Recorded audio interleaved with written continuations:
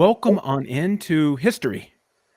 This is literally history now, right now, Brad. Would you venture to guess what this history could be? Is it the first time that we have done a post-game show and a roundup at the same time?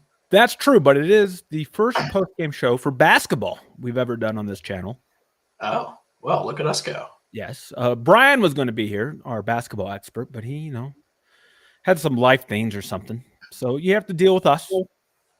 Right now, we just watched your Wyoming Cowboys lose their first road game of the season and their first game of the season, 78-70 to Sam Houston. And they're no longer Sam Houston State, I guess. Or are they just Sam Houston? I don't know. Last I knew they were Sam Houston State, but Okay. Well, the official thing just says Sam Houston, so that's fine. The Sam Houston Bearcats. So the Cowboys go down on the road in Texas and lose, and we already have a chat. And yes, I think everybody can spam that, right? We will be talking about that. That is the big talking point tonight. But we'll look at the stats. I say, let's look at the stats first, right? Because it kind of tells the story, right? So I think where I'm loading this, let's just say that I don't know, outside of the free throws, if as a Wyoming fan or Sundance Wicks will be too unhappy about this game, because look at this here. Wyoming on the road shoots 45% from the field compared to Sam Houston's 42, so outshot them there. 21% from three, not great, but Sam Houston only shot 25%, and they were way below that. They hit a couple threes late in the game, right? Mhm. But here's your killer right here. 9 of 22 from the line, 40%, while they were 29 of 33. So right there off the bat, you're giving up 20 points in free throw difference. And you have no chance to beat anybody on the road when you're minus 20 in free throws. Yeah, and you gotta, I guess we can just kick this can over now, but you gotta make your free throws, man. Like you can't be 9 of 22. Like you can't be 9 of 22 on the road. You can't be 9 of 22 at home. Like No, yeah, not a thing you can do. for sure. So it's frustrating because it seems like no matter who the coach has been the past few years, we've seen this problem. We had this problem under Linder, right, where they couldn't hit the broadside of a barn from the free throw line. And then last year was pretty bad. And then this year, the trend is continuing, which I don't quite understand because, as I said before, I'll go to this. When I played, a long time ago in like junior high and high school ball, I could make free throws, and I have no basketball skill at all. So if I can make free throws, I'm thinking, athletic 20-year-olds, they could probably find a way. Yeah, it's perplexing. Like you got to be. I don't know what it's going to take to get like guys like making free throws, but holy smokes, it is. It's ugly. It's a struggle. The struggle bus. Yes, the struggle is real. Let's talk about some really good things that we saw, right? Because I think you'll take this performance. It's just the free throws being that Achilles heel once again is where the coaching staff and us as fans are going to get frustrated. But how about Leland Walker? Kind of struggled the past couple of games, but he bounced back tonight, 24 points, 10 of 18 from the field, 6 assists, 5 rebounds in 33 minutes. Really solid job for the transfer point guard. Yeah, that was the kind of game we needed out of him. Hopefully it'll kickstart him a little bit for the rest of the season, or get him a little momentum going. And then also in double figures, Magassa, which I think might be his first in double figures this year. Maybe I'm wrong, but it seems like it is to me. And then Meyer, of course, chipping in with 11 as a freshman, as a true freshman, which is good, right? He kind of was quiet the past couple games as well after coming on strong. So 3 pokes and double figures. Season high for Magassa with 10 points. His previous high was 7. So okay, yep. So I was right there. I didn't even look at the rebounds. You out-rebound them on the road by 1, which is always good to see. Assist-wise, 17-10. Right? You're doing a good job there. Personal foul-wise, we only had 22, but they had 18. So let me think about the math here. How is the personal foul difference only 4, yet they have like 20 more free throw attempts? Or I guess 11. They were probably Black Friday sales, honestly. Oh, you know what? It's probably the 1-and-1s, right? When you miss your 1-and-1s, you don't get the second one. So that's probably the difference. Yeah, true story is right. Not a Black Friday sale. No. So again, you got to be pretty happy. First road game for this team, and they lose a tough one, but I think they'll learn a lot from this. Mm-hmm. I mean, they battled back, but again, you just can't. You're giving up 20 points on the free throw line. Yeah, and towards the end of the game there, I mean, they had some opportunities to tie the game at least, take the lead, take a lead, and just got a little bit sloppy with the ball. Some of their passes, got a little wild, and either got picked off or tipped in the air. Then it became a scramble drill for it, and there was a little bit of that, a little bit of not finishing at the rim, and just missing layups that didn't seem necessary. So yeah, there were some opportunities to get a lead in this game late and just couldn't do it.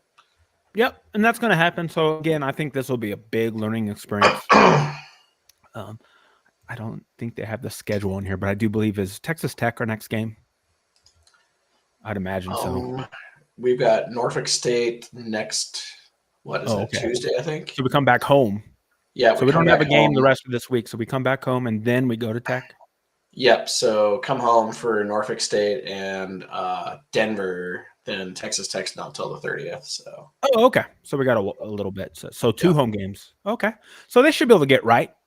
Mm-hmm. Hopefully against Norfolk State, who is semi-decent team. And then obviously we all know the history with Denver, usually pretty tough games. Although they've had some program changes, so we'll see. But I'm glad we're playing Denver, right? We should play them every year. They're close. Mm-hmm. You should play all those teams. I think we should be playing both Montana schools every year too. Mm-hmm. Yeah, just looking ahead to Norfolk State, they're 2-3 on the season. Their only two wins are against D2, D3 type teams. Okay. Then took losses to William and Mary, Old Dominion, and Towson. So. All right. And Mike is saying they thought they played Sunday, like this coming Sunday, Mike? Yeah, the 23rd. Okay, but that's against Norfolk, right? Yep. Yep. So we got you covered. 2:00 tip. So there we go. 2:00 tip. So get to Laramie if you can. I mean, a lot of you will be in Laramie anyway on Saturday, so spend the night. Get to the basketball game. It will be on the Mountain West Network. And then DU that following Wednesday also on the Mountain West Network. So there we go. Yeah, just again, kind of a tough one because it follows the same thing we saw. Free throws and then layups too seem to be a big problem. I don't understand. They were last year, which blew my mind. Again, I forget the name of that website, but it's a great website that tracks like shot locations, and Wyoming was like one of the worst layup teams in the country last year. And I'm like, how? How are you missing so many layups? Again, our short guys are not as skilled as their tall guys in putting the ball in the hoop. Yeah. And you gotta, right? It's basketball analysis. I think you have to applaud their willingness to go to the hoop, because how many times do you think people just settle for three? So I think that should even out over time, and hopefully they'll get better. But yeah, the 3-point shooting was not great tonight either. Like, it was. No, yeah, 5 of 23 is not good enough. Yeah, obviously. 5 of 23 is bad. You're not going to win many games doing that either. But and just I caught the second half of the game, and just seeing like the seeing trying to go inside first before kicking it back outside. College basketball has trended so hard towards like just standing at the 3-point line and shooting. So basketball in general is. The NBA is. The NBA is horrible for it. It's just a 3-point shooting contest at this point in time. So everybody, you got centers that are just busting threes left and right, and that's what we're trying to do, right? In our system, they want the bigs to be able to shoot the threes. But we don't have Luka or Wemby out there, so. Yeah, or Jokic. Yeah. Who's developed into a 3-point shooter. So yeah, pretty crazy that these big men are shooting threes at all levels. So yeah, it'll be interesting to see what Sundance has to say in his post game. I know tomorrow he'll be having his regularly scheduled presser, and Brian will jump on that and ask some questions. So Brian should have a report for us tomorrow, and he is going to ask about the free throws. He did last year too. He's one of the few people who asked the question.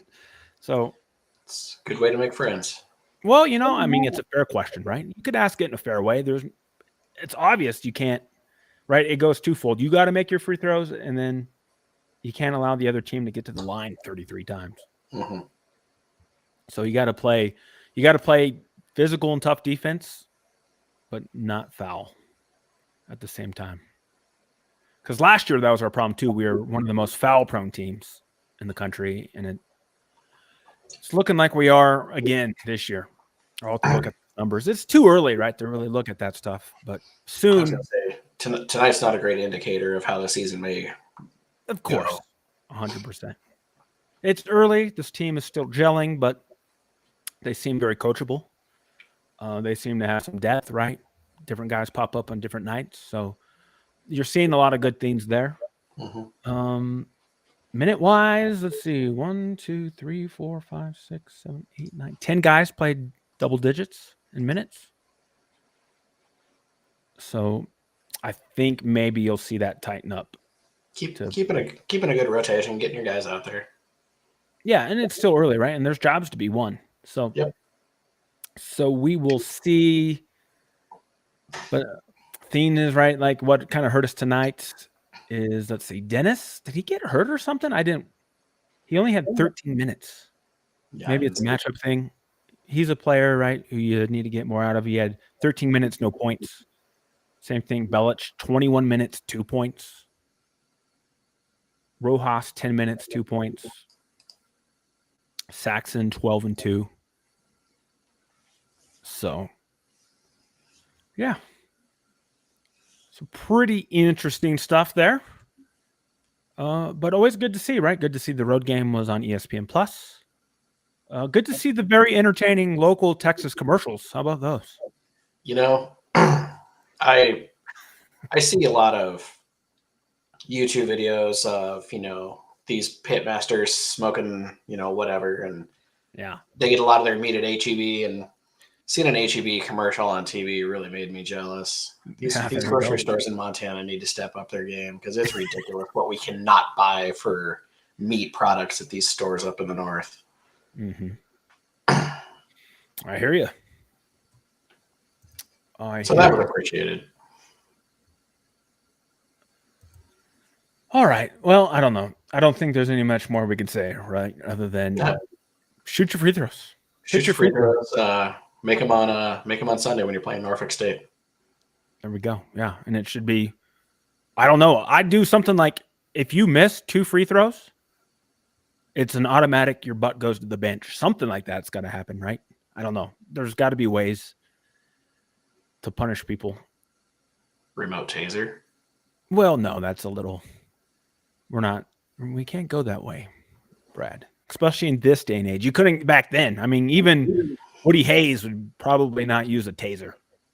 I bet Woody Hayes would probably strongly consider it. Yeah, he probably would. And honestly, if we'd have given Bobby Knight a taser, he probably would have thrown less chairs. Maybe. Yeah. Maybe that's the future, yeah. Or maybe like those shot collars. Players wearing shot collars. Yeah. I mean, got to correct the behavior somehow. But the coach should have one too. Like, if you make a clock management mistake, you get shot collared as well. So there we go. Yeah, we're equal opportunity. Everybody. And referees, how about that? You make a bad call, you get tased. You get shocked. Boy, that'd be just spiteful tasing at this point. I saw this thing yesterday where speaking of referees that need shot collars. Yeah. Where the Big Sky Conference had to issue an apology because the officials missed a horrible call in the Sacramento State-Idaho game. Horrible call, like decided the game type of call. Okay. And they still fined the Idaho coach for speaking out against that at his post-game presser, Nice. even though the big guy admitted a mistake. It's like, I love that, don't you? geez, Crazy. It's crazy. Yeah, the referees, right? They only have to answer questions from the pool reporter. You can't criticize them. Well, the pool reporters, I think, are only like NFL type stuff. Like, I don't even think they do that in college, right? No, they do. They have a pool reporter in college football. In college, they do? Mm-hmm. Yeah. I knew like some of the pros, like the NFL, that does that, but yeah, they do it in college. Yep. I remember when being up in the press box, they would always have it in the notes and they would announce it. They'd be like, the pool reporter for any referee questions today is blah, blah, blah, blah, blah. God, can you imagine? So if you had questions about the refs, which, hardly ever happens, but again, they should be accountable just like anybody else because, and you see it, like it's crazy in all sports. Refereeing is out of control. Yeah, and with the technology we have nowadays, especially in football, where they're looking at the ball through GPS type stuff, and just with the number of replays available and the technology we have, it's like there should be very few mistakes in officiating nowadays. But here we are. Yeah. We've got in the weeds. All right, we have. So let's move on. So good basketball. Good to see some midweek games. We'll see what Sunday brings. I think. It's a good litmus test. Yeah, I think we'll do some more post games when Brian's available to talk about. I think he wants to do the game on Sunday, but he might go to the game. So we'll see. We'll see his schedule, and we'll talk some ball for sure. Can't imagine he wouldn't go to that game. Yeah, I don't know what he's doing, but we'll talk some ball for sure, especially because it's going to be a long football off season, so we'll need something to talk about. So that will segue into football. And Brad, I know you were out gallivanting as an SEC fan. I was watching good football. Yeah. Well, actually, you saw a great game. I did. Yeah. But after we got back to Birmingham and got back to my hotel, I did turn on the Wyoming game, and I made it till halftime. So okay, well, that's good. Yeah, I considered turning it off too, but I didn't because there was a piece of me that said, you know what, they could still do something here in theory. It's mathematically possible, but no. So I have been stewing since Saturday night because, and I've done a lot of research. I'll probably do a blog, maybe do a video about it, maybe record a video to post it up because I don't like writing, but I can take Wyoming losing, right? Because let's just be honest, right? We're not a winning football program historically. We're very much, right, mid at best. But what I can't take is year after year after year after year of being complete and absolutely clueless on offense when every rule change in the last 25 years in football has been to help the offense. And we look like half the time that we've never played football before on one side of the ball. So I will say that I feel really, really sorry for the defensive players because, right, the coaches in the program, they did what they had to do last offseason to turn the defense around. And we have one of the best defenses in our conference. But our offense, I don't know if our offense could score points on Sheridan. So, and by the way, congrats to them. Was it like 55 wins in a row and like 3 state titles or 5 state titles in a row? 5 state titles in a row. I mean, I think Sheridan would probably stop Wyoming's offense. Yeah, Sheridan is a wagon right now. So, wow. It's just, I just don't understand how you can be so bad offensively. And it's just mind-boggling to me.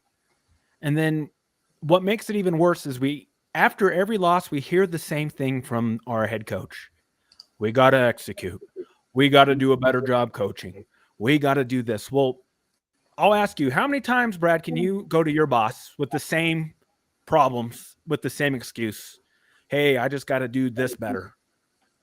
After the 4th or 5th time, my boss is going to put me on a freaking write-up, and I'm going to be like on an improvement plan, or I'm getting fired. But we're 2 years. Pipped. Yeah, you're getting pipped. Yeah. That could happen too. But our coach, after every loss, says, oh, we got to execute better. And it begins. And he starts everyone with, it starts with me. Okay, well, how many times can you say that before you get to say, okay, it starts with you, and it has been starting with you, and you haven't ended it. So what is going on?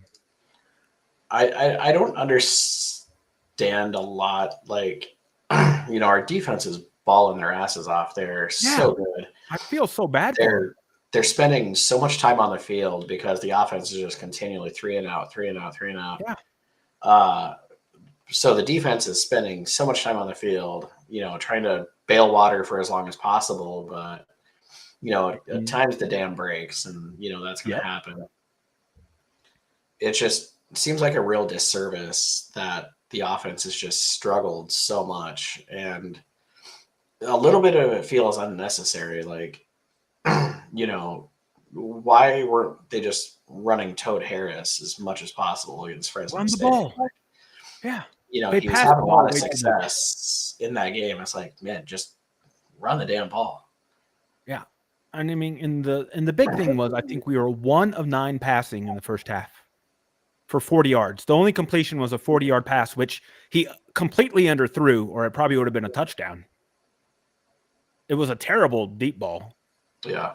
But again, you complete 1 pass and a half of football in the year 2025. Even Army is like, girl, no. Yeah, I mean, I know, yeah. Army and Navy have better passing games than us. I mean, yeah, so does Air Force. Air Force does. Yeah, that guy can throw way better than Anderson. I just don't understand it. And it's not scheme. People are open. Yeah. There's wide receivers open. And of course, Savell and Monday said, oh, we got to get more separation. Well, I disagree. Based off, now again, he's got coach's film. But based on TV copy, there's plenty of guys who are open in college football. By college football standards, they're open. And your quarterback's got to get them the ball. He shouldn't play another game. Yeah, I don't know. I mean, I could see that. But he's going to. But, I mean, they're not going to throw Droob in there. And again, they're running Droob. Droob is not a runner. He's a pocket passer. Did we not see what happened to Sims? I know. And he is a runner, and he got hurt. I know. Like, we saw what happened to Sims. Like, why would we chance getting another quarterback hurt to come in and do, like, runs? Like, yeah. What? And he's not a runner. He's a pocket passer. He's not a dual threat guy. Again, it makes no sense. They're doing it just to do it, which makes no sense.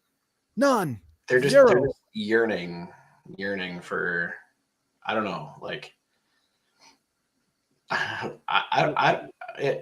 don't know what's going on, honestly. Yeah. Like, it's bad, right? We could just flat out say it's bad. We have a talented backfield with guys that can run the football. There's no reason the quarterback should ever take off. Yeah. Unless he's like needing to take off. We should never be planning to run our quarterback. Just give it to the guys that are skilled and experienced and do this for a living. We've got 4 running backs who are better runners than any of our quarterbacks. 4. Yeah. Maybe 5. Well, probably 5. Yeah, just bring in a skill player and run well. I mean, why not? You get better success. Yeah.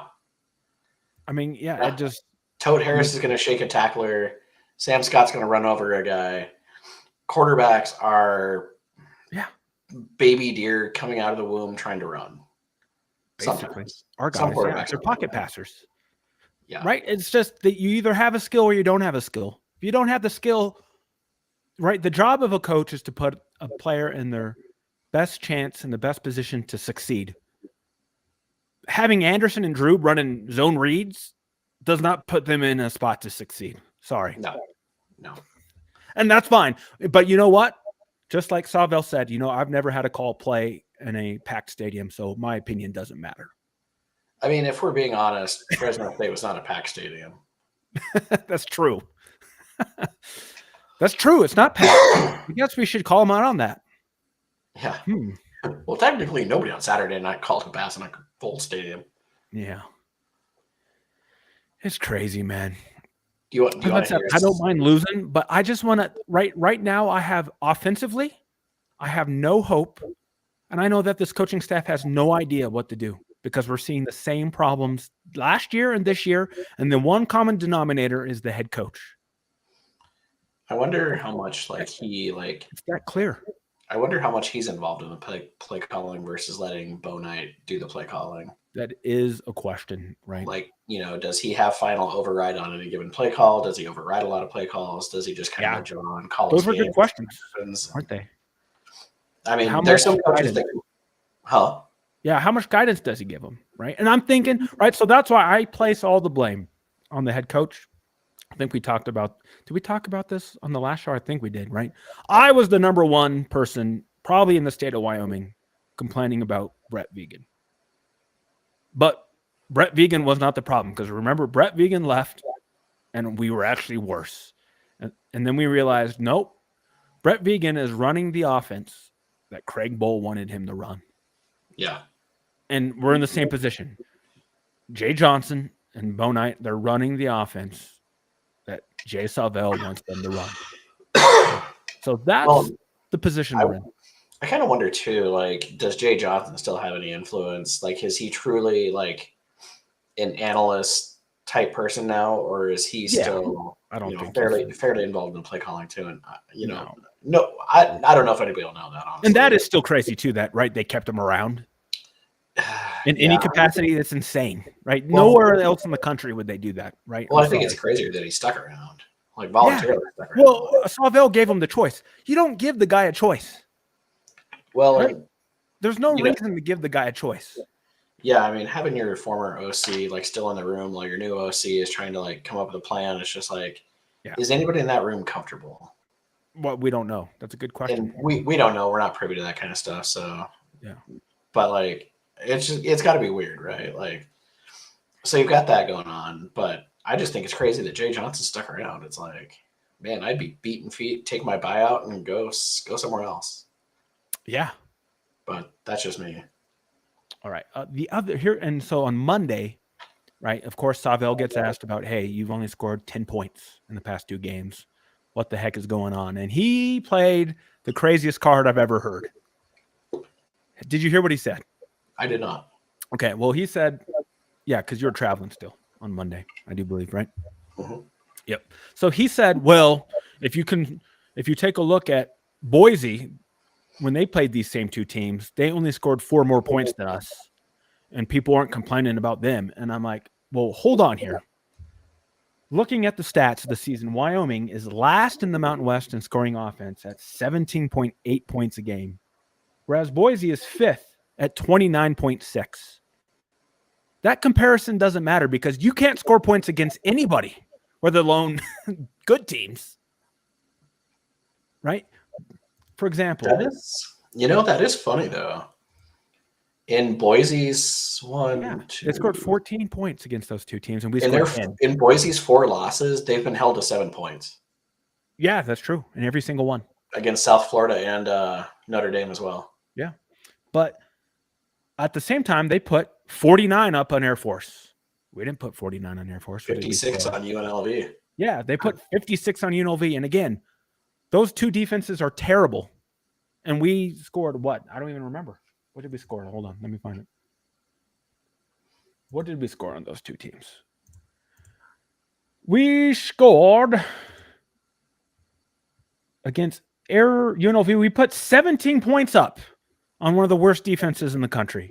And then against Air Force, we put 21, where they put up 50 and 40. So, Jay, you can't say, oh, well, Boise struggled against those guys. Well, yeah, okay, sure. But Boise also scored 50 and 40 against the crap teams like a good offense would. Yeah. And we're not good. So you can't be – I don't want to hear him ever mention Boise as an excuse ever again. Wow, Boise's 5th in the Mountain West in total offense this year. That's kind of amazing. Yeah. I know. We're in an offensive league. That's all you need to know. I think Nevada would beg to differ. What do you mean? Well, they're even worse than Wyoming is. Well, I know, but in general, to be successful in the Mountain West, is it more important to have a top offense or a top defense? And I'm going to take the top offense 10 out of 10. I don't know. San Diego's been living on with a pretty good defense. Sure. They've been doing that for years. But they only win titles when they have a good offense, right? So again, you have to average 30 points a game in the Mountain West to be a contender. We've done it once. I would never say that San Diego State's had a good offense. I would say they've had a competent offense at best. Oh, they've been at 30 points a game when they've won the titles. Every Mountain West champion has averaged 30 points or more a game in the year they've won the title. And I think San Diego State has won it twice. Right? I was going back to look. Yeah. I've done the research. So, again, that's what it comes down to. You got to score points. It's football. That's the number one thing Wyoming has to figure out. And, I'm sorry, it's not going to happen under Jay Savelle. I would be shocked at this point in time if he turns around the offense. I have no confidence that they will be able to fix the offense like they fixed the defense. But he's going to get the opportunity. I'm not calling him for him to be fired. This is not the year to be looking for a coach with all the vacancies. But we will be here a year from now. And we'll get more into this whole thing because it's there's a lot of moving parts to this. A lot of moving parts. San Diego State hasn't averaged over 30 points a game since 2017. Okay. And I think they won the title probably in 2016, 2017, they had over 30. Yeah. And those are the 2 years I think they won the Mountain West. So we're in an offensive league. For sure. So Wyoming's got to find those score points. Somehow we're favored over Nevada at home by 6.5, which I think, was it you or was it Shay who said the line of, well, that's pretty assumptive that you think that Wyoming will score at least 7 points. Yeah, I mentioned that. I was like, that's awfully bold to assume that we will score that many. Yeah. Given the last 3 weeks. Again, San Jose State is terrible. We put up, 21, 28 points on them. Nevada put 55 points up on San Jose State because they stink. They killed them. I couldn't believe it. Yeah. So, again, they're coming off hot. Our defense will keep us in the game. Yep. But for how long, right? They're going to wear down just like every other game, and we're going to lose because you got to be able to score points. You can't lose at home to Nevada. I'm sorry. Not on Josh Allen Day. Yeah. Rashawn's in the house. Good to see you, man. Yeah. Yeah. However, you want to hear something even more funny? Sure. So, our preseason, we were clowning Akron for being a god-awful FBS team and they should drop football and, all that stuff, right? Yeah. They have more wins. 5-7 this year. Yeah. They have more wins. Akron. And that was my thing, too. Like, game one, when we scored, did we score 10 or 10 points against Akron? I'm like, what the hell are we doing? Then turned out to be they're not bowl eligible, though, because their season is now done, so. Okay, so they went 5-7. 5-7 to finish the year. How did they finish so early? Had a bye week to week 0 and only one bye week. Yeah. I just thought that was funny though. That it is pretty sad. We're not going to have as many wins as Akron, who are terrible. A terrible football team. We're a terrible football team. Yeah, finished middle of the pack in the MAC. That's amazing. There we go. Good for them. However, also in the MAC, UMass, if you look at the S&P Plus rankings, UMass is behind, FBS team, behind a division, or they are, according to S&P Plus, they would be a push against the best Division III team. What? Like they would be a push against North Central from the Division III. Wow. Yeah. So that means there's a whole boatload. I'm assuming they're like 0-11.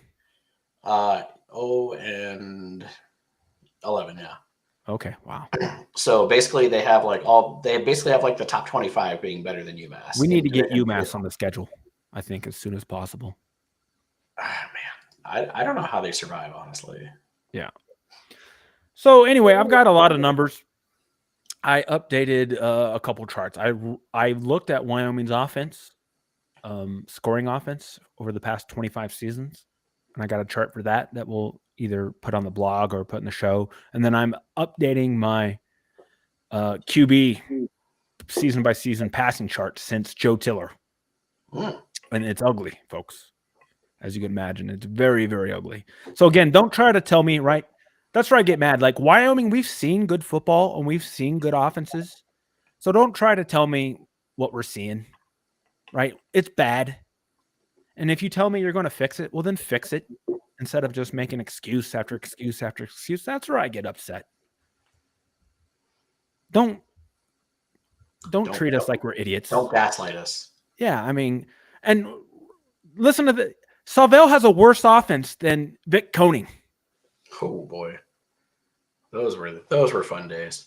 I mean, he's a worse coach than Vic Koning. I'm convinced of this now. How bad is that? And think about it. Well, they say, well, he has a few more wins. Well, trust me, back then, the Mountain West was actually a really good league. Think about those teams that are in there now who have left. Utah, BYU, TCU. We're all in the league back then. The Mountain West now is a joke. And we're only going to win. There's a very good chance that we only win 4 games this season after winning 3 last year in a weak-ass conference. So, man, it's hard for me to have any hope offensively. And it's all on the offense. As I said, I feel so sorry for those defensive kids. They play so hard. But they're playing with one arm tied behind their backs. Well, you know, the crazy thing is, like, you know, the defense made such a turnaround from last year. Like, you know, 1 year's time, the defense went from, like, you know, not playing defense to being so good. Yeah. And welcome on in, Drew. Good to see you. Yeah, it's crazy land, man. So we'll see. So again, it's a very exciting weekend. Our non-conference slate next year, like the Sheep, Northern Colorado, Central Michigan, and UConn. Like, UConn's actually good. They are this year. It's weird to say that. UConn's actually good. Is that UConn game at home? Is that the return? Yep. So remember we beat Central Michigan a few years ago. Yeah, so it's a pretty manageable non-conference next year. Yeah, there's at least one win in there. I mean, and you're opening against the Sheep, which is way, way, way different. That's going to be a crazy game. But I forget what I was going to say. I had a good point. Was it? It was a good point, but I can't remember now. Something about it just escaped my brain. Oh no, Josh Allen, right? It's sad that we're finally bringing Josh Allen back, but just the state that things are in right now. Hopefully, it should be a good crowd. Brown and Gold got all kinds of good merch. Say it was sold out last I looked. Okay, good. And then hopefully they're smart enough to record the ceremony, right, and put it online. I would hope they're that smart. So, again, if you're watching this from UW, please, because I know a lot of people won't be able to get there. Good publicity. They announced for the first time that they're having an on-field sponsor, Ramos Law out of Denver here. Yep. I don't know how much money they're paying, but they're sponsoring. I read 100,000 for the game. Okay, not bad, right? Yeah. So I'd imagine next season they're going to have a sponsor for maybe on a game-by-game basis or for the entire season, right? If you could bring in $500,000 to $1 million a year, pump that NIL budget, baby. Yeah, well, I mean, goes into the athletic coffers. So we'll see. We'll see what happens there. Drew, we started the game with basketball or the show. Yeah, we did like 20 minutes on the post game. So you can watch the replay when we're done. We talked about the free throws. Make your free throws. Make your free throws. That's you want the clip notes? That's the clip notes. Make your free throws. Don't foul a bunch on the road. There we go. So yeah, this was actually a basketball post game show. But I was so worked off about Salvell and the loss on Saturday night that we had to talk some football too. As this was the only night we're available to get together. So yeah, I really have no hope. I mean, so technically, right, we can win out. Should I feel like I should just clip that. Like, well, I feel like I have no hope. I should just clip that and just save it for like a rainy day. Sure. Just randomly insert it into tweets. Go ahead. I mean, technically we could win out and still make a bowl game, but does anybody think that's going to happen? No. I mean, you can't. Even if you were, I mean, even Jay Savell's dog, probably isn't that optimistic. God, how funny would that be to go to Hawaii and beat them on the island, though? It would be, but I mean, there's no chance in hell we're going to That score would be funny. enough points to beat Hawaii on the road. Yeah, they're scoring a lot of points right now. Yeah. Unfortunately for us. Yeah, they're 30 points a game right now. Mm-hmm. Yeah. They're pretty good. Somehow. So, yeah. Maybe we just need Timmy Chang as our head coach. I don't think he'd come, to be honest. Yeah. Trading Honolulu for Laramie would probably be a vast culture shock. Yes. So we'll see. So Saturday we will have a post game for the Nevada game. I'm not looking forward to it, but we'll do it. We'll do it. We'll have some fun. We'll have some things to talk about, I'm sure. I bet old takes exposed you when we win that game by like 20 points. That'd be great.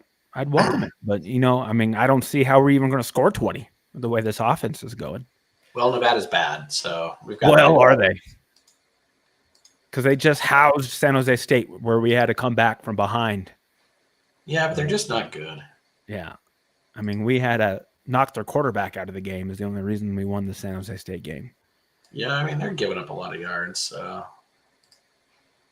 Yeah, but so did Air Force, and so did UNLV. Yeah. And what did that do for us? Not a whole lot. Not a whole lot. So, I don't know. I want to be positive. I don't want to be angry, but as I said, it just gets me crazy that we're one of the few teams in the country who just can't score points in a game that's where every single rule in the past 25 years has been changed for you to score points, and we still can't score points. I mean, I feel like that's a good motto to wake up your day. Like, I want to be positive, but now I'm angry. There we go. I think that's where we're at. It's okay.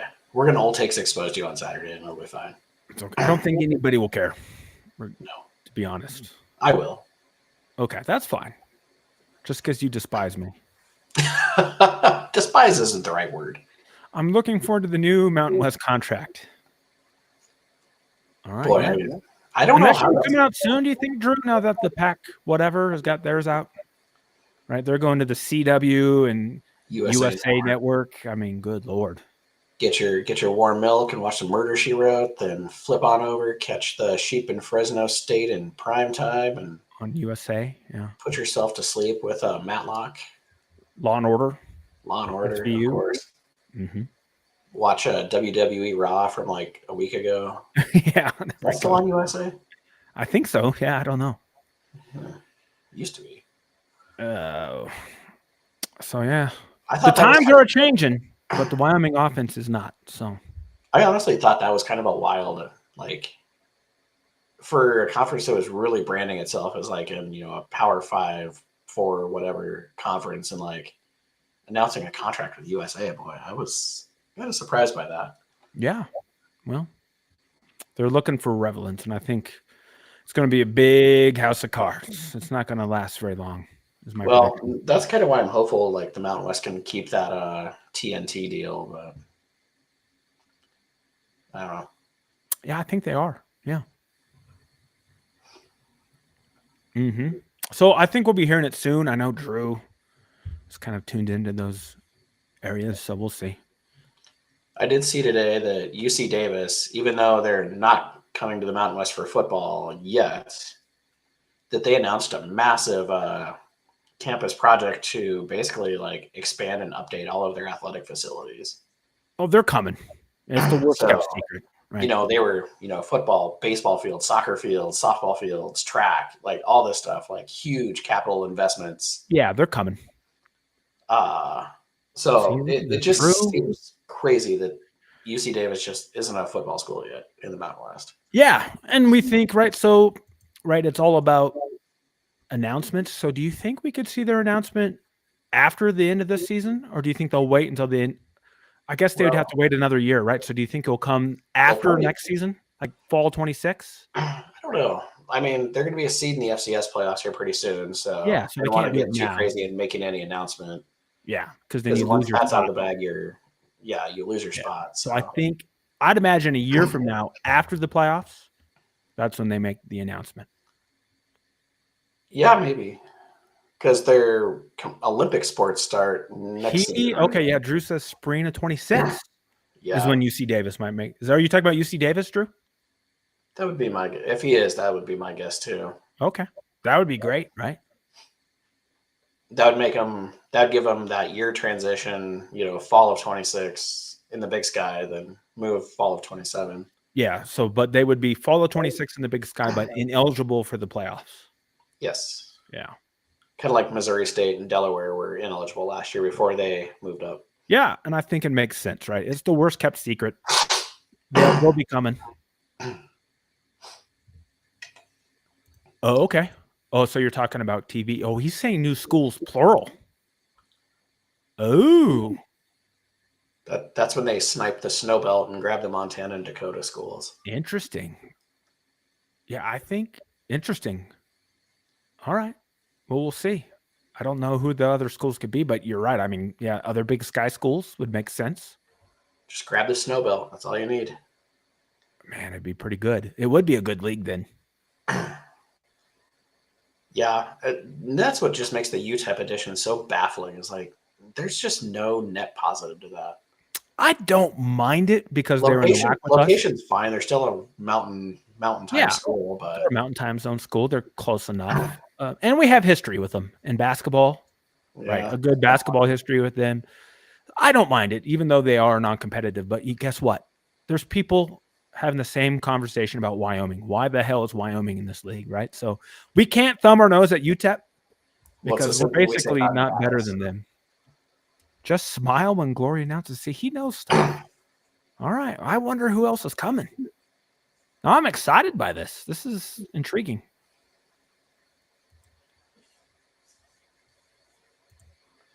This is very intriguing. It's gonna be a long 4 months, Chad. Well, yeah.